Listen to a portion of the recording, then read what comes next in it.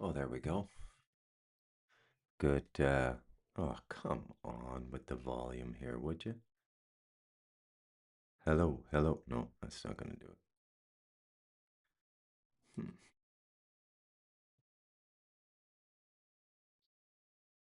There we go. Well, good afternoon, ladies and gentlemen. I'm Bruce McDonald, and this is the Talamanca Review. It's 4:38 p.m. on Tuesday, the 7th of April. Now, there's a couple of interesting things I want to bring up here just out of the gate. And I don't really have anything on my mind. I just, you know, felt that I should do a podcast. What did Chris Bledsoe, the UFO contactee, say about Easter 2026 and the star Regulus? Okay, so for those of you who follow these things, um, there was this guy in, I think, North Carolina, um, North or South Carolina, I think North, named Chris Bledsoe. He wrote a book called UFO of God. I bought a copy. It's a good read. Um, and he had these very strange experiences with orbs. And then he had this heavenly woman appear to him and give him this dispatch. Okay. So let's see what it is here. Chris Bledsoe, a prominent UFO contactee and author of UFO of God, has frequently spoken about a prophecy given to him by a divine feminine entity he calls the Lady. This prophecy centers on a specific astronomical alignment involving the star Regulus and the Great Sphinx of Giza. The core of his claim regarding Easter 2026, which falls on April 5, 2026, is as follows. Number one, the prophecy and new knowledge. Bledsoe states that the lady told him when the star of Regulus aligns just before dawn in the gaze of the Sphinx, a new knowledge shall come into the world. He clarifies that this does not signify an apocalypse or the end of the world in a cataclysmic sense. Instead, it marks a paradigm shift or a new era for humanity, a transition into a period of higher consciousness and a different understanding of our place in the universe. That sounds kind of hopeful, don't you think? I like that. The Easter 2026 connection. While the lady supposedly gave Bledsoe the celestial signs, the specific date of Easter 2026 came from a combination of sources. The scientific verification. Bledsoe has claimed that after he shared the celestial description with contacts at NASA and other government agencies, they ran the data through astronomical software. According to Bledsoe, they told him that this specific alignment, Regulus rising on the horizon, directly in the gaze, due east of the Sphinx before sunrise, occurs around Easter 2026. Spiritual significance. Oh, by the way, just take a moment to realize that there would be no astronomy if the Earth was flat. I'm just saying. I don't think I have any flat earthers that listen to me. Spiritual significance. Bledsoe notes that many of his most profound experiences and visitations have occurred on Easter throughout his life, reinforcing his belief in the 2026 date. The Red Star Mystery. A common point of confusion is that Regulus is naturally a blue-white star, not red. Bledsoe has addressed this by saying, atmospheric effect. When stars are very low on the horizon, as this particular prophecy specifies, atmospheric refraction can cause them to appear red or orange, much like the sun at sunset. Symbolic literal change. Some followers suggest the red could refer to a different celestial body nearby, like Mars, or a literal change in the star's appearance as part of the event. Number 4, what is the new knowledge? Bledsoe is often vague about the specifics of the knowledge, but he suggests it involves disclosure, a widespread realization of the presence of non-human intelligence, healing and unity, a shift toward a more heart-based existence rather than one defined by conflict. Hidden history. The revelation of truths potentially buried beneath the Giza Plateau, often linked to the Hall of Records theories. So we went past this point already, as you obviously know, because it's April 7th. But I found it interesting that at the same time that that prophecy exists, we have the President of the United States giving until 8 p.m. tonight, and I believe that's Eastern Standard Time, or whatever Washington, D.C. is, or a civilization will end.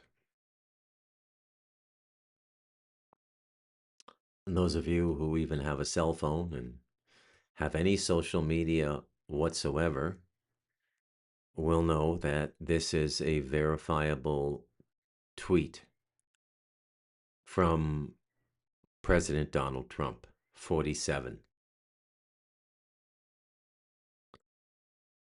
Now, I don't even know where to begin in talking about this. Like, I don't even know where to begin. So on the one hand, we have this very positive news from Chris Bledsoe, although entirely speculative and profoundly amorphous, meaning insubstantial, nothing concrete, nothing in your bank account, but just a shift in the spiritual wind of this race, the human race, and a shift towards the positive.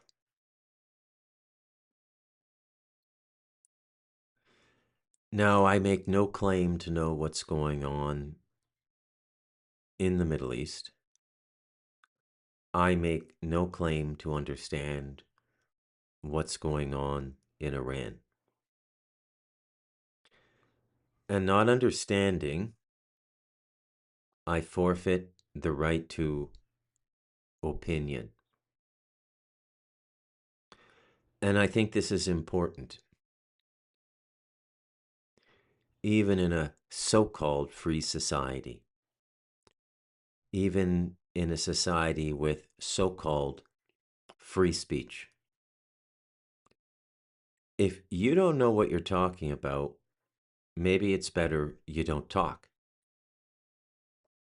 There are so many narratives, and I mean cohesive, coherent, integrated narratives that I've come across about what is really behind Iran. The one that captures my attention the most involves the City of London and the Bank of London, and an allegation that they have been working with Iran for decades to launder dirty money and to maintain a valuation in the pound sterling. And that without this connection with Iran, the UK economy might collapse. You can go much further into this theory if you want by Googling Prometheus and political commentary, and you will come to their website or their YouTube site, and you can watch a few of their videos. It is a compelling narrative. The other obvious narrative is Israel wants its enemies destroyed, and Iran is an enemy of Israel. Now, I do not know much about Iran. Every Iranian person I have ever known has been an absolutely great human being. No problem whatsoever. And this does not, of course, account for the theocratic dictatorship, which is the de facto ruler of Iran. The de jure ruler is the president or prime minister. I'm not sure what they have in Iran. That is the state leader elected like any other place. And then alongside the state leader, you have the leader of the Shia religion. So this is an entire religion. It is not dissimilar to the way we have the patriarchs of Eastern Orthodox Christianity, and as well the church fathers in the West, in the Vatican. Same religion, different tradition. The break was at 500 AD, 512 AD, I believe, and related, I believe, to decisions arrived at through the Council of Nicaea. But to the best of my knowledge, there has never been a blood feud between the Eastern Orthodox Christian Church and the Roman Catholic Church, or the Anglican Church, or the Lutheran Church, or the Methodist Church. They have all been the same. However, it is my understanding that the division between Shia Islam and Sunni Islam is far more significant and much more explosive. Islam, as well, has splintered into regional expressions, as is the natural course of events for religions as they perturbate. Let me look that up. As they perturbate in cultures. We could have another great word here. Can't remember the last time I used that word. Perturbate definition.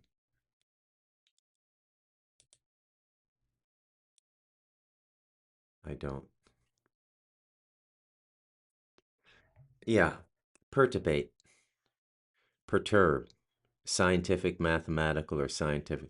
To disturb, agitate, or cause a small deviation in a system or a person's state of mind. I don't know how I do this. I do not know how I remember words, but I do. Um, So this is a significant perturbation in the Islamic world, comparable to the Irish response to Protestantism and the desire for an Irish Catholic republic. So the religious element is much more significant in Shia. Now, let's just slowly break this down, okay? Because this has to be talked about. Now, we all knew by observing Donald Trump from 2016 to 2020 that he was a maverick leader, unaccustomed to the diplomacy of high office. No one was under the illusion that he was a graceful man. No one was under the illusion that he carefully chose his words so as not to offend. Some might say he does the literal and diametric opposite. He carefully chooses his words to offend. Now, I must admit, given the phoniness of political culture, capital culture, whether it be Washington, Ottawa, Paris, Moscow, capitals are very similar all over the world. They have a power vibration. If you've never lived in a place that has a power vibration, it feels like a constant hum around you all the time. You can get power vibrations in places other than capital cities, maybe megalithic sites. I don't know. I've never been to the pyramids. In fact, to the best of my knowledge, I have never been to a megalithic site in my life, with the exception of perhaps the Quebecer burial grounds on the reserve. Architecturally, they would not qualify as megalithic structures, but spiritually, I think they do. They breathe, they live, and they're made out of stone, and you feel it. But when you are born in a capital city, you are accustomed to the power vibration and what it feels like. And the people in the political world, for those of us who have known for years and decades what many people are just coming to grapple with now through the Epstein disclosure, there has been no love lost in my heart in the manner and form by which Trump has desecrated political culture and humiliated political people on the world stage. I must say, I enjoyed it immensely from 2016 to 2020. I thought it was fantastic.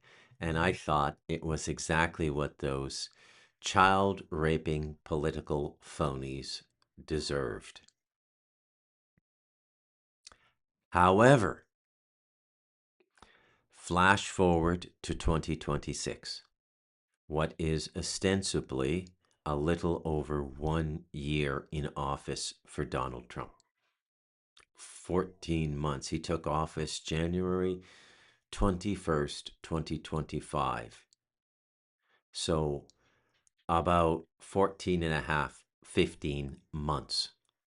Coming on, I think the 21st of April will be 15 months he has been in power. And I must say, I no longer find his rhetoric amusing.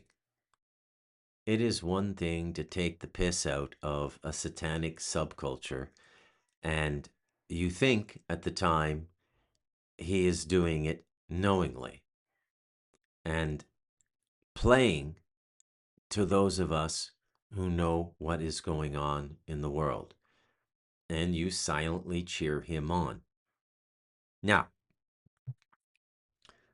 for my money, in my opinion, there is no more grievous issue in the world than what is happening to the children. Nothing even comes close.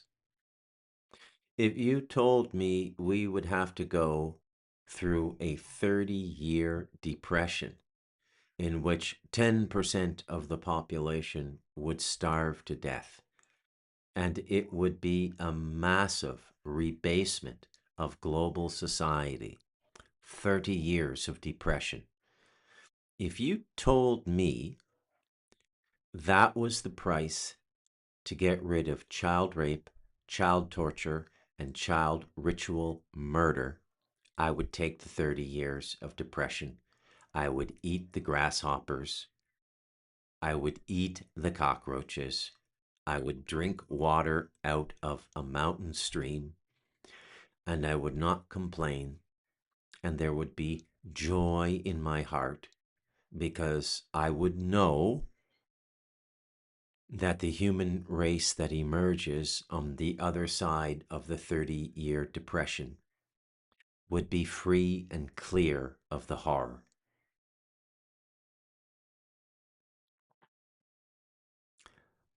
I will go so far as to say I do not believe societies that rape, torture, and ritually murder children deserve to exist.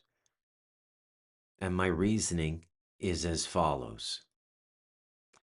Every generation begins in childhood. Children are the future. One would hope in a functioning society, every generation would get better and smarter. Better than their parents, better than their grandparents. But something has gone terribly wrong. We are stupider than our grandparents. We are stupider than our great grandparents. We have less concentration. We have less stillness. We have less compassion. We have less connectivity. We have less hope. We have less joy in living. We have less satisfaction in living. And yet, here we are. Now, we are the product of at least 3 generations of child torture, child rape, and child murder. This does not mean it has not always been here. It has. What I am saying is after World War II, the gates were opened, and this, in certain circles, was encouraged, and it proliferated. It proliferated to the point that a significant percentage of people in Western societies are victims and traumatized and damaged by childhood sexual abuse. It has spread like a cancer. It is a spiritual cancer. And this has been done deliberately. And it is my belief that the vast majority of people in the political class are participating in this. And if they're not participating, there is absolutely no way that you could be in proximity to those people and not feel the evil vibration, not feel the power vibration like capital cities have. Capital cities are tuned this way. They are generally set up along ley lines, and they are generally in Masonic Kabbalistic configurations for magical reasons.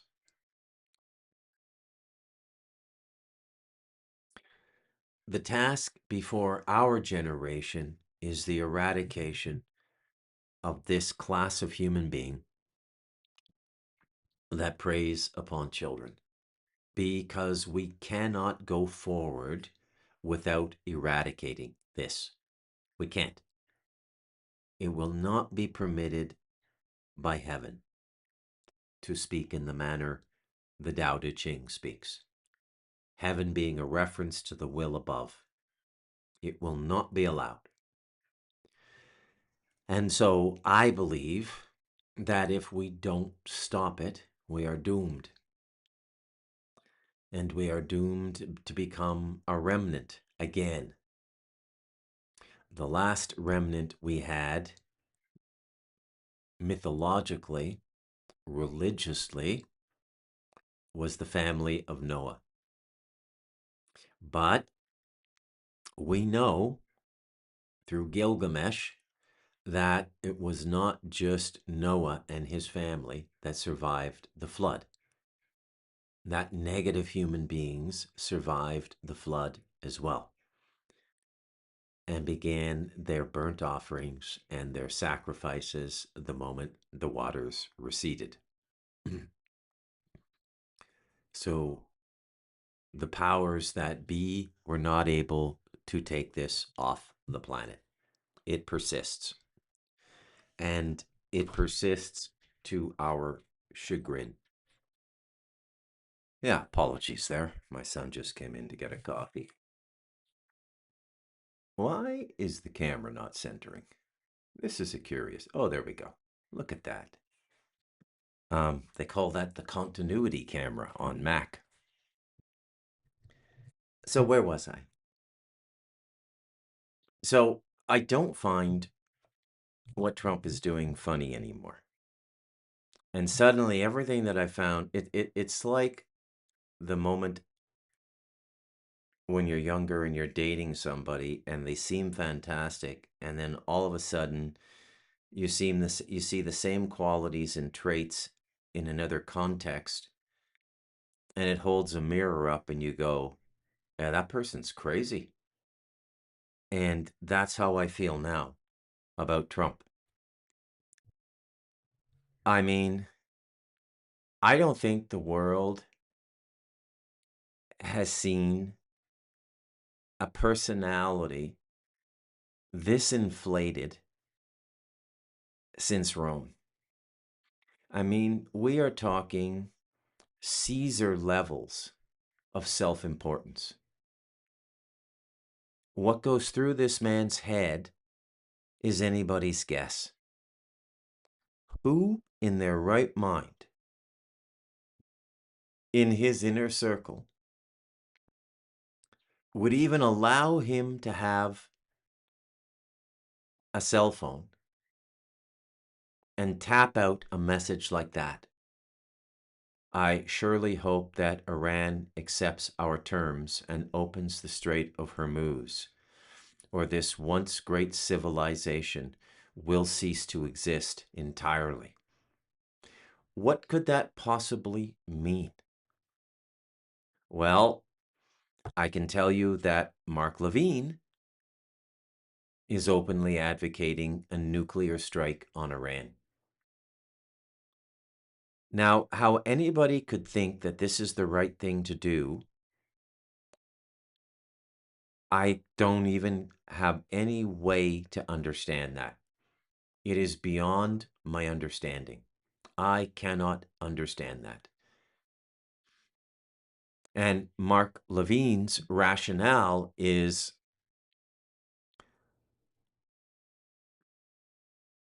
based on the casualties taken by the Allies in securing Okinawa. Estimates were 1 million Americans and allies would die taking Japan, which refused to surrender even after Germany surrendered. And so the decision was made to drop 2 atomic bombs. Fat Man and Little Boy. Now, I don't even know if that is true. I was told by a reliable source that those 2 bombs were actually built in Germany.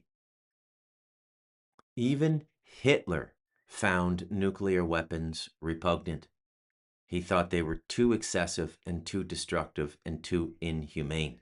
Hitler! But according to Mark Levin, and I'm sure most of the rabbis in Chabad Lubavitch,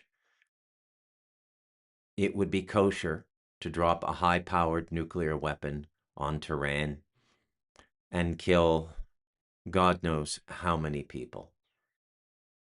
Now, what might be the consequences of that?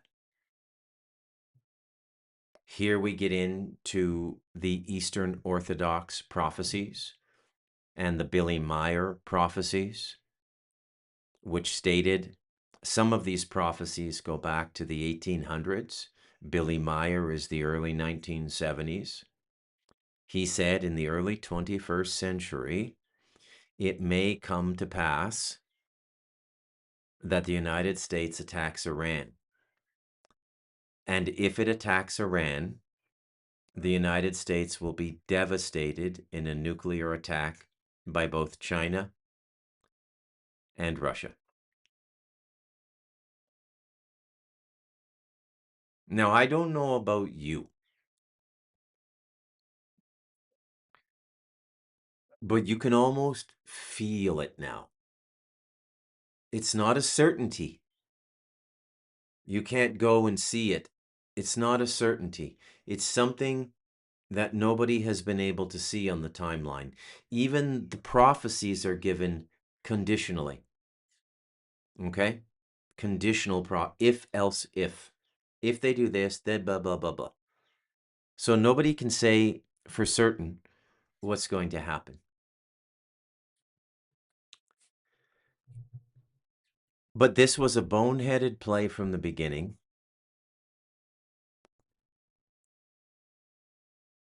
I think the only other option for the United States was to quietly recede from world influence, rebuild domestic economy and manufacturing, because all of it went away after free trade, because undeveloped countries like China were willing to do all of the assembly work for pennies on the dollar 35 years ago, 40 years ago.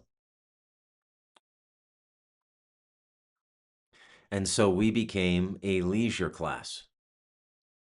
Now, I have said numerous times on the Talamanca Review that part of the spiritual practice of being a human being is surviving.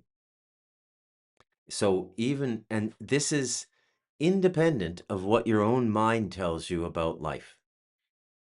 Okay? Doesn't matter whether you're an atheist, whether you're agnostic, or whether you're a believer. Work and self-sufficiency are inherently spiritual. You feel human. You wake up, you do hard work, you take care of children, you take care of your wife takes care of the family and the children, and generations come and go. And you know you played your part, because without you, none of the growth of your family would have happened. It's a basic dignity. Self-reliance is the core dignity of a human being. Work is the core dignity of a human being. Absent work, we lose meaning. This is why I call it spiritual. Spirituality always gives meaning to life. Spirituality begins before the mind has any firm idea of what spirituality is. Again, going back to the 3 options: atheism, agnosticism, or belief in a higher power. Doesn't matter. Everybody who is self-reliant Everybody who works for the survival of themselves and their family has this meaning and purpose that staves off depression, that keeps you balanced, and that makes you feel good about yourself. And this is a building block for life. And if you can't get this elemental part of life correct, with rare exceptions, if you have a Down syndrome child, you will take care of that child for the rest of their lives. They will not be able to achieve independence. If you have handicapped children, same thing. Okay? But the idea that a society would pay people a nominal amount of money not to work and just to exist would be the destruction of the human race, because the core meaning and purpose of life would be lost for the individuals who don't struggle for their own survival and the survival of their families. And something unbelievable would be lost by the human race. Now, I could be wrong. You could give people all this free time, and all of a sudden, everybody could start meditating 2-3 hours a day and transform the world. It could happen, but probably it would not. Okay? This is one of the flaws in the communist system. Now, you still have to work in the communist system, but the work is relatively meaningless and it's all assigned. Meaning you don't have to be creative, you don't have to be inventive, you don't have to be entrepreneurial, you don't have to be independent, which is where the richest return on investment comes from working. When the idea for the work comes from within you, you apply it to the world and it yields results and you're able to grow and support your family. That's the best outcome under this spiritual law. By the way, this is stated in the Bible. He who does not work should not eat. Now, I have to be careful what I say. If I said that in public, speaking against universal basic income, I could possibly be arrested for willfully inciting hatred using scripture. Hand to God, this could happen to me in 2026. Okay? This is how far off the rails Canada is. And I'm long overdue to do a Canada show. I'm going to do a little bit of research in the next week or so and do a Canada-specific show for my Australian and American and British listeners and European listeners. You simply cannot imagine how far off the rails Canada is as a society. It is suicidal. Suicidal at this point. They're talking about offering medical assistance in dying to children now. I don't know what kind of a society could do that. Apparently, the Canadian society. So here we are, a mere, well, if Eastern Standard Time is 2 hours ahead of me now, we are only 40 minutes away from the Trump deadline, which is 8 p.m. What could possibly happen? This is a pivotal moment. And I found it interesting that it coincided with the timing of Chris Bledsoe's prophecy or prediction as delivered to him by the lady.